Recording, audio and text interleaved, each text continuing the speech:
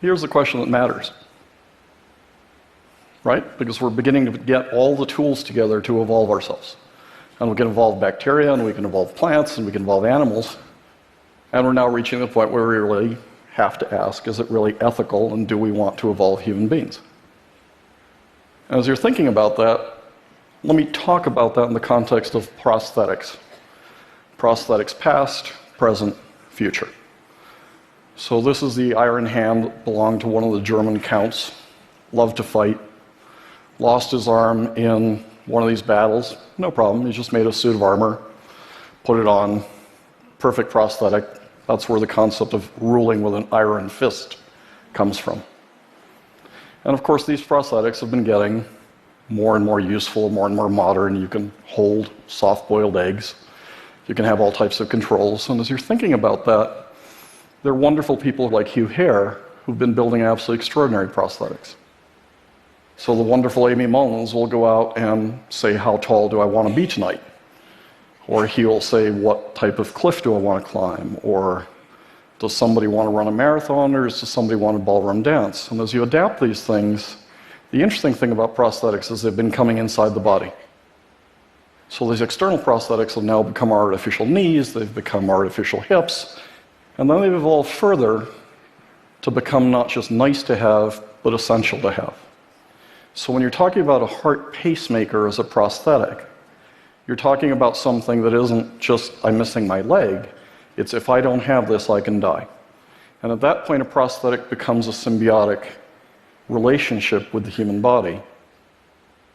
And four of the smartest people that I've ever met, Ed Boyden, Hugh Hare, Joe Jacobson, Bob Lander, are working on a Center for Extreme Bionics.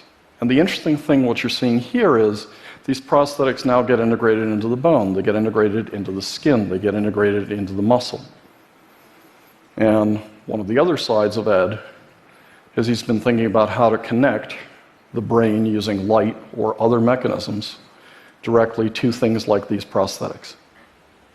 And if you can do that, then you can begin changing fundamental aspects of humanity.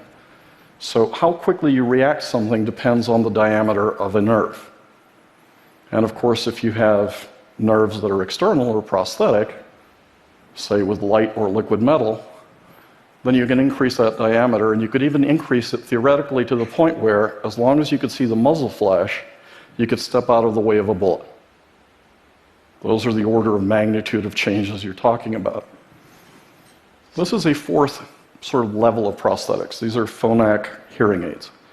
And the reason why these are so interesting is because they cross a threshold from where prosthetics are something for somebody who is disabled, and they become something that somebody who is quote-unquote normal might want to actually have. Because what this prosthetic does, which is really interesting, is not only does it help you hear, you can focus your hearing, so you can hear the conversation going on over there. You can have super hearing, you can have hearing in 360 degrees, you can have white noise, you can record, and oh, by the way, they also put a phone into this. So this functions as your hearing aid and also as your phone. And at that point, somebody might actually want to have a prosthetic voluntarily. All these thousands of loosely connected little pieces are coming together, and it's about time we ask the question, how do we want to evolve human beings over the next century or two? And for that, we turn to a great philosopher who was a very smart man despite being a Yankee fan. And Yogi Berra used to say, of course, that it's very tough to make predictions, especially about the future. So instead of making a prediction about the future to begin with, let's take what's happening in the present with people like Tony Atala, who is redesigning 30-some-odd organs. And maybe the ultimate prosthetic isn't having something external titanium. Maybe the ultimate prosthetic is take your own gene code, remake your own body parts. Because that's a whole lot more effective than any kind of a prosthetic. But while you're at it, then you can take the work of Craig Venter and Ham Smith, and one of the things that we've been doing is trying to figure out how to reprogram cells. And if you can reprogram a cell, then you can change the cells in those organs. So if you can change the cells in those organs, maybe you make those organs more radiation resistant, maybe you make them absorb more oxygen, maybe you make them more efficient to filter out stuff that you don't want in your body. And over the last few weeks, George Church has been in the news a lot because he's been talking about taking one of these programmable cells and inserting an entire human genome into that cell. And once you can insert an entire human genome into a cell, then you begin to ask the question, would you want to enhance any of that genome? Do you want to enhance a human body? How would you want to enhance a human body? Where is it ethical to enhance a human body, and where is it not ethical to enhance a human body? And all of a sudden what we're doing is we've got this multidimensional chessboard where we can change the human genetics by using viruses to attack things like AIDS. Or we can change the gene code through gene therapy to do away with some of the hereditary diseases. Or we can change the environment and change the expression of those genes in the epigenome and pass that on to the next generations. And all of a sudden, it's not just one little bit. It's all these stacked little bits that allow you to take little portions of it until all the portions coming together leads you to something that's very different. And a lot of people are very scared by this stuff. And it does sound scary. And there are risks to this stuff. So why in the world would you ever want to do this stuff? Why would we really want to alter the human body in a fundamental way? The answer lies in part with Lord Rees, Astronomer Royal of Great Britain. And one of his favorite sayings is the universe is 100% malevolent. So what does that mean? It means if you take any one of your bodies at random, drop it anywhere in the universe, drop it in space, you die. Drop it on the sun, you die. Drop it on the surface of Mercury, you die. Drop it near a supernova, you die. But fortunately, it's only about 80% effective. So as a great physicist once said, there's these little upstream eddies of biology that create order in this rapid torrent of entropy. So as the universe dissipates energy, there's these upstream eddies that create biological order. Now, the problem with eddies is they tend to disappear. They shift. They move in rivers. And because of that, when an eddy shifts, when the Earth becomes a snowball, when the Earth becomes very hot, when the Earth gets hit by an asteroid, when you have supervolcanoes, when you've got solar flares, when you have potentially extinction-level events like the next election, then all of a sudden, you can have periodic extinctions.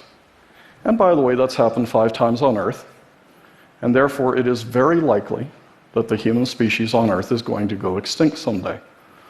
Not next week, not next month, maybe in November, but maybe 10,000 years after that.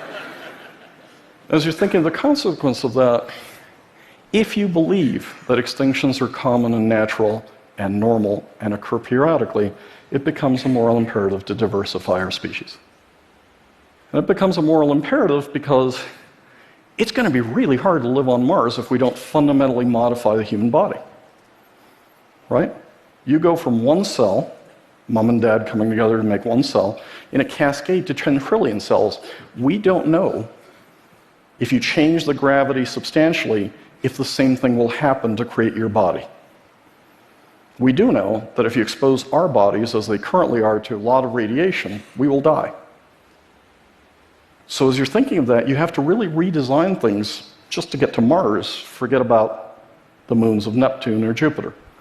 And to borrow from Karl Kardashev, let's think about life in a series of scales. So a life 1 civilization is a civilization that begins to alter his or her looks.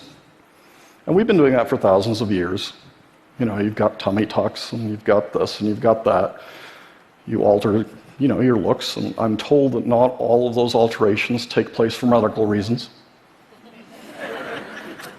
Seems odd. A Life 2 civilization is a different civilization. A Life 2 civilization alters fundamental aspects of the body.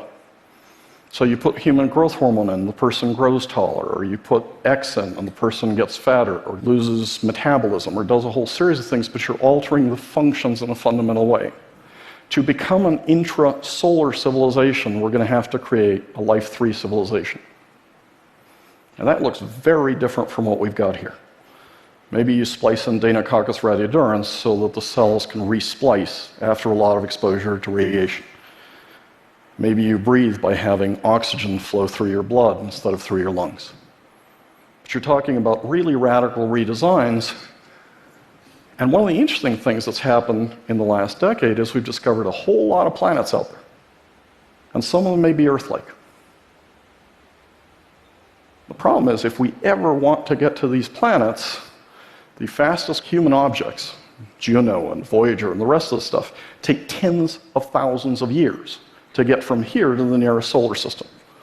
So if you want to start exploring beaches somewhere else, or you want to see two-sun sunsets, then you're talking about something that is very different, because you have to change the time scale and the body of humans in ways which may be absolutely unrecognizable. And that's a life-force civilization. Now, we can't even begin to imagine what that might look like, but we're beginning to get glimpses of instruments that might take us even that far. And let me give you two examples. So this is the wonderful Floyd Romsberg. And one of the things that Floyd's been doing is he's been playing with the basic chemistry of life. So all life on this planet is made in ATCGs, the 4 letters of DNA. All bacteria, all plants, all animals, all humans, all cows, everything else. And what Floyd did is he changed out 2 of those base pairs, so it's ATXY. And that means that you now have a parallel system to make life, to make babies, to reproduce, to evolve, that doesn't mate with most things on Earth, or in fact, maybe with nothing on Earth. Maybe you make plants that are immune to all bacteria, maybe you make plants that are immune to all viruses. But why is that so interesting? It means that we are not a unique solution. It means you can create alternate chemistries to us that could be chemistries adaptable to a very different planet that could create life and heredity. The second experiment, or the other implication of this experiment, is that all life is based on 20 amino acids. If you don't substitute 2 amino acids, if you don't say ATXY, if you say ATCG plus XY, then you go from 20 building blocks to 172. And all of a sudden you've got 172 building blocks of amino acids to build life forms in very different shapes. Second experiment to think about is a really weird experiment that's been taking place in China. So this guy has been transplanting hundreds of mouse heads, right? And why is that an interesting experiment? Well, think of the first heart transplants. One of the things they used to do is they used to bring in the wife or the daughter of the donor, so the donee could tell the doctors, do you recognize this person? Do you love this person? Do you feel anything for this person? We laugh about that today. We laugh because we know the heart is a muscle, but for hundreds of thousands of years, or tens of thousands of years, I gave her my heart, she took my heart, she broke my heart. We thought this was emotion. And we thought maybe emotions are transplanted with the heart. Nope. So how about the brain? 2 possible outcomes to this experiment. If you can get a mouse that is functional, then you can see, is the new brain a blank slate? And boy, does that have implications. Second option, the new mouse recognizes Minnie Mouse. The new mouse remembers what it's afraid of, remembers how to navigate the maze, and if that is true, then you can transplant memory and consciousness.